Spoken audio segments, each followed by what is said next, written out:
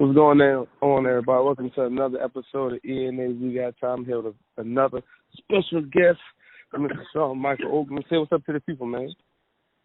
How you doing? On that big club shit, we want that net. We want that net, and we gonna get it. We gonna get it, cause we bleed, we sweat, and we cry together. We cry together. Our presence is down. Our presence is down. So we gotta step up. We gotta step up. Everybody rock. All right. Shawn is here, locked in, ready to go. Yes, sir. All right. So let's take it back a little bit. In high school, you are a multi-sport athlete. What made you focus more on football? What made me focus? Well, I didn't really start playing football until high school. Okay. And so, once I got to high school, I was a dual sport athlete, but scholarships started to come in, and I started getting a whole lot more scholarships my freshman and sophomore year for football. Okay. And once I became a senior, I had a few offers for both, and so all the way up until college, my freshman year, I really didn't know which sport I wanted to play. Okay.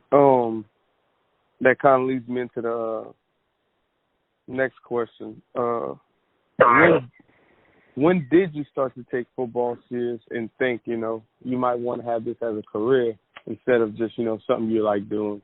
I know you just mentioned, your freshman year of college. If you get a little bit into that, let us know.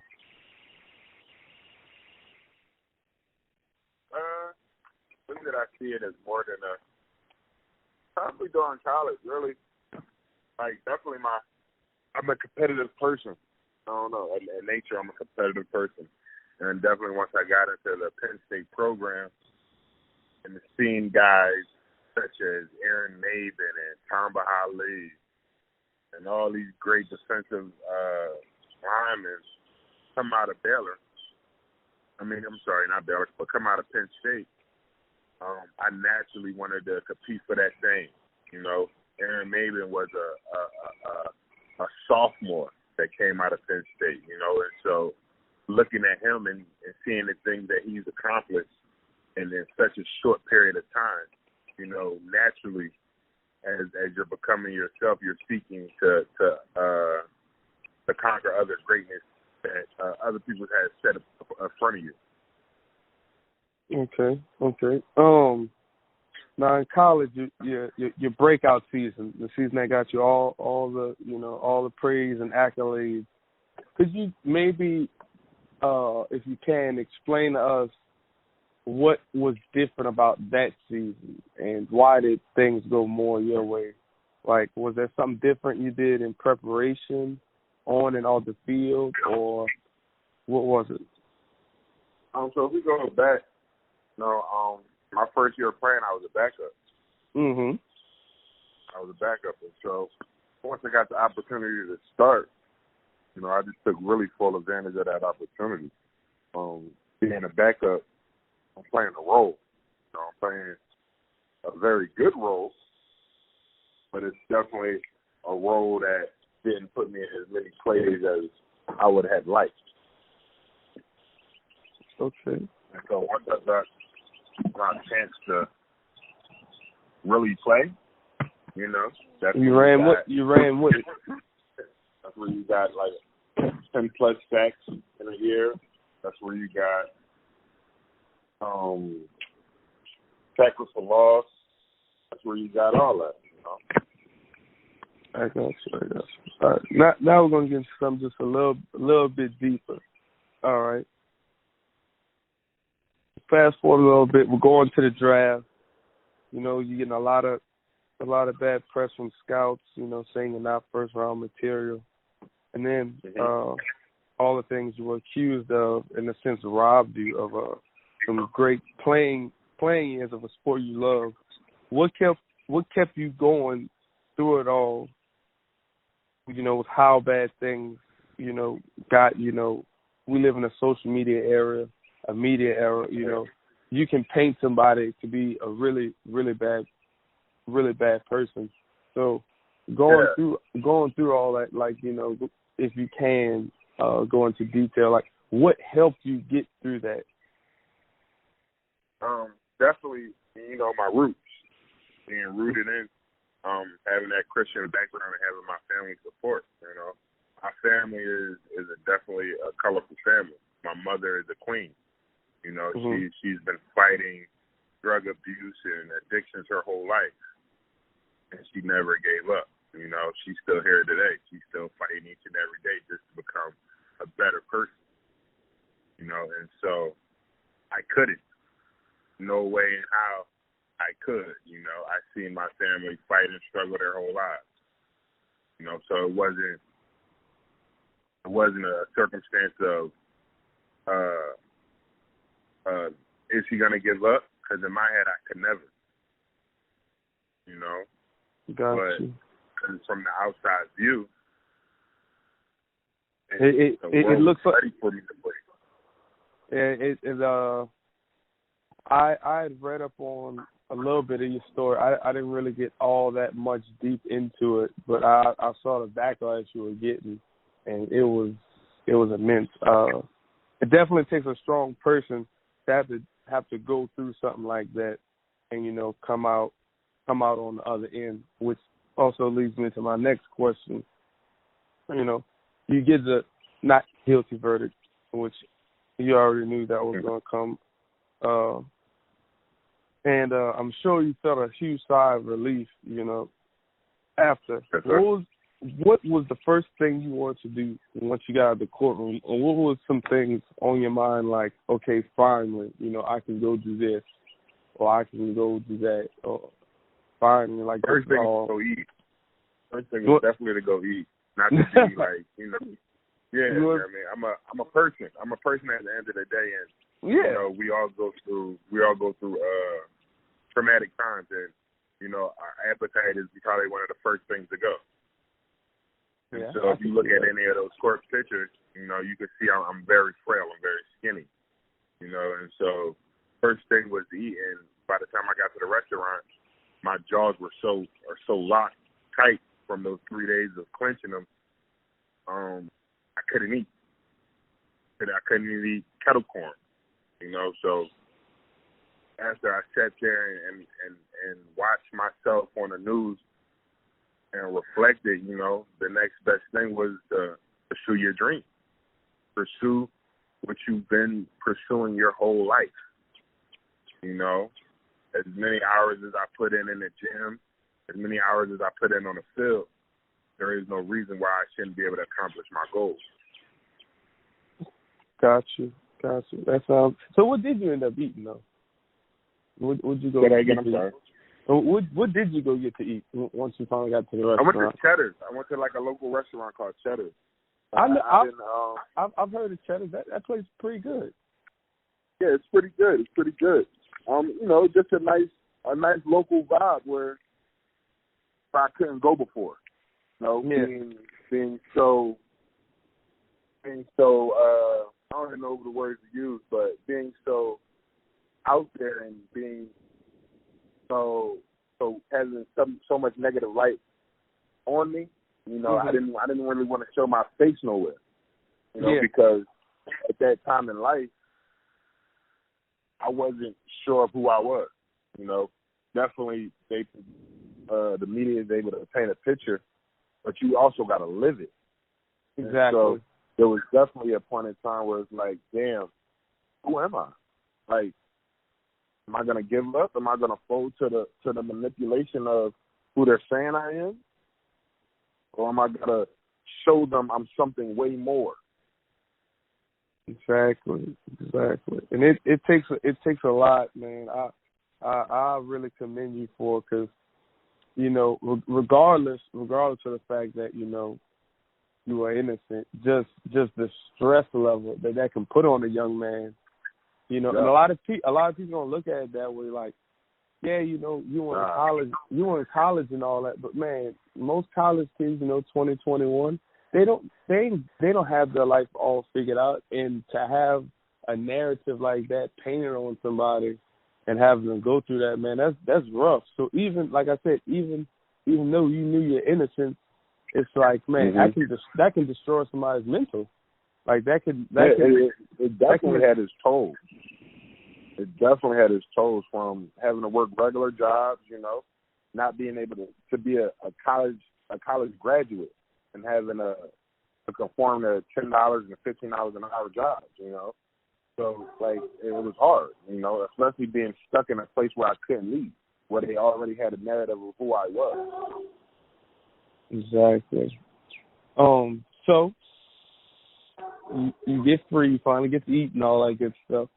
And you get signed to the XFL. You know, your debut game, you made an impact. You know, you got a sack, had I want to say a couple of tackles. How was that experience? You know, with COVID, you know, everything kind of got shut down, and you know, the league ended up shutting down.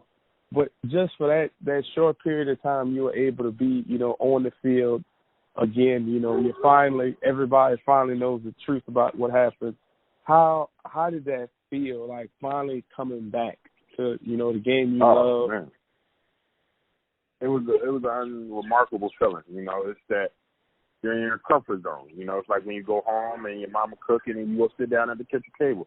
Comfort zone automatically, like can't nothing bad happen. And so once I finally got that under my belt, it felt amazing.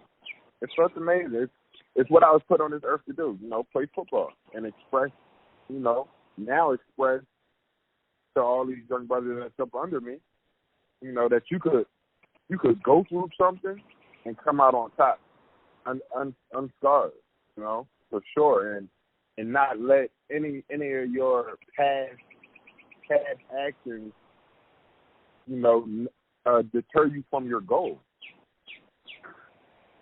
Gotcha. Because we all make mistakes. That's a fact. We're all human. There's no human in this world that hasn't made a mistake, you know.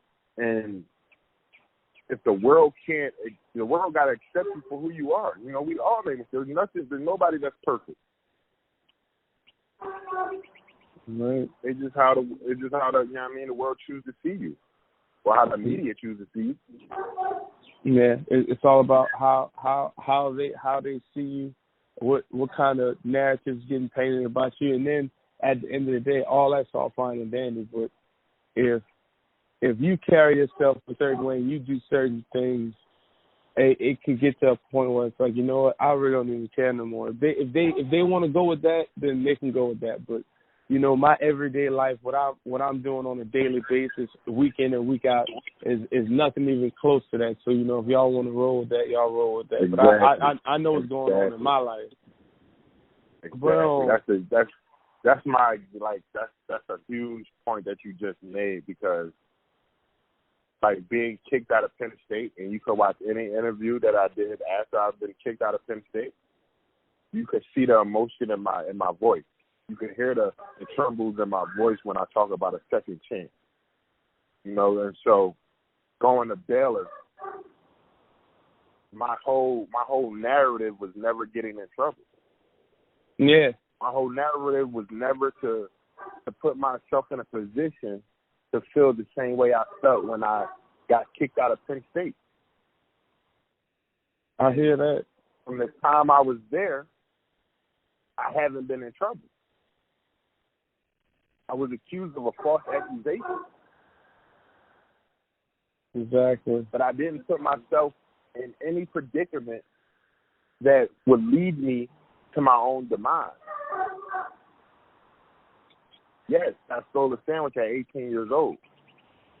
And since then, I haven't done anything. I haven't done anything wrong.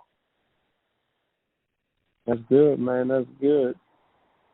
So, you know, now, you know, obviously football is one of your top priorities, you know, moving forward. But what are some things you're interested in doing, once you finally hang the cleats up? I think it's not once I finally hang the cleats up. I think it's all unison in what I'm doing, Definitely my open obstacle. It's, for sure. It's definitely it's a whole testimony. It's not just a partial testimony that. No, definitely not. I definitely gotta achieve my goals. And one of my goals is to become a Hall of Fame football player. 100+ sacks. And all this is very possible. Very. As well as taking my story and using it to inspire others, and using my platform such as my Instagram, which I'm doing a thing called Open Obstacles, where I'm taking the everyday person struggle and using and highlighting it on my platform. Because at a point in time, the world didn't see me as a football star. Nope. They saw me as a regular person working a regular job, fighting for his life. And there's 1% of the people that's in this world that we can relate to. That we can't relate to. And those are the amazing, immaculate people in this world. But the other 99%, I've been a part of that 99% my whole life. And so to highlight same here. Exactly. And so to highlight these people's stories is my testament to my struggle. It's my testament to me overcoming it. Because if I could do it, I know damn well anybody else could do it. Especially when they don't have the media light or the media damage on their back. It just takes a mindset. Exactly. And so I want to blow that up, as well as, taking the second chance, that whole second chance thing I'm doing, and really redefining the prison system.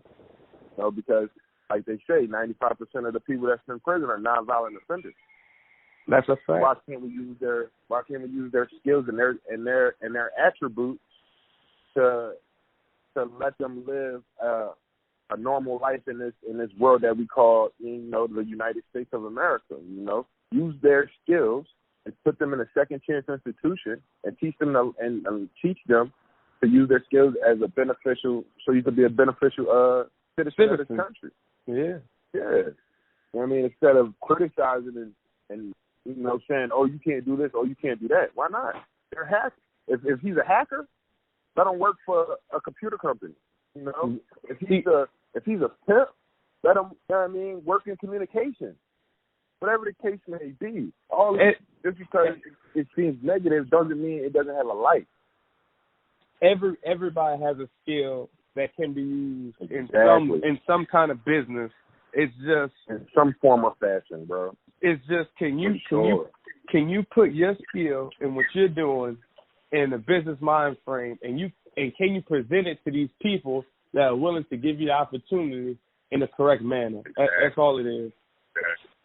And so that's what I want to do. I want to change the word prison, into a second chance institution for the nonviolent offenders. That's not a bad idea at all. I'm not the president at all, but I believe that everybody needs guidance. And a lot of those folks that's in prison didn't have any guidance. That's a fact. So my last question to you is, with everything you just told me, all the goals you got set, your mindset, I wish you nothing but the best. I hope to see you on the TV real soon doing both of those things, speaking out about what you just said, changing the whole prison thing. Also, on that football field and, just telling your testimony. But in closing, what are some words of encouragement you have for guys, going through extreme measures, maybe not as extreme as yours, but going through extreme measures, get where they're trying to go, whether it be on a football field, whether it be at a corporation or whatever. Being a guy who comes from something as, dramatic and traumatic as you can speak, and I'm sure it'll catch the ears of many, many people. Oh, I'm a big music dude. I listen to a lot of. I'm a big music dude. I'm a big movie type of dude. Okay. And so, like the late great Nipsey Hussle said, you know what I mean? It's the only real difference between us and those people that don't make it is we didn't give up. I won't give up. You can't give up. That's the only difference. As soon as you decide you want to give up, that's when you lost. That's when you lost. So don't give up, no matter what. That'd be my only advice, because it's so easy to give up. It's so easy to conform to a 9 to 5. It's so easy to say, I'm going to stop shooting for my dreams because. And then there's going to be another excuse. And then another excuse. I like that. Man, look, it was a pleasure, big pleasure having you. I want to say thank you again from the bottom for taking the time out today and doing that. I'll definitely be on the lookout, for how you said the everyday struggle. Open obstacles. Yes, yeah. I'm definitely gonna be on the lookout for that, man. Like I said, thank you again, everybody. Make sure y'all go check this man out. Instagram, Facebook, all any other platforms people can find you or follow you on. Hey, they all is at I am Oakman, because I am him. Faith, religion, we that. We're going to keep pushing, and we're going to keep striving for greatness. I like that, man. I like that. Hey, man, I'm signing out. I want to thank you again, bro. This is ENA. We got time, and we are out, people. Peace, bro. Yes, sir. Be easy.